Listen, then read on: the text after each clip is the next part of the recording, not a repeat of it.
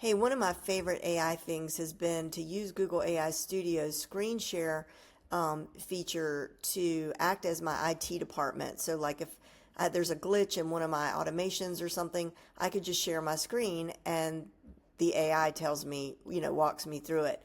But it changed, and I went over here and I actually for a couple of days thought they had gotten rid of it, but they have not. It just things look different around here. So you go to Google AI Studio, then you click chat, and then you click live, and then you click here, and then you could choose to share your screen. I'm not going to click that now, but when you do, your screen will open up and the AI won't say anything, but it is there and it is active. You have to start the conversation verbally.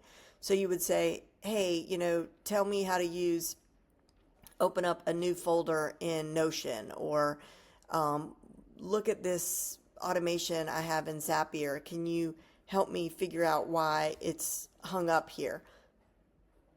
And really, it's a wonderful tool. So I wanted to make sure you saw that. Have a great day.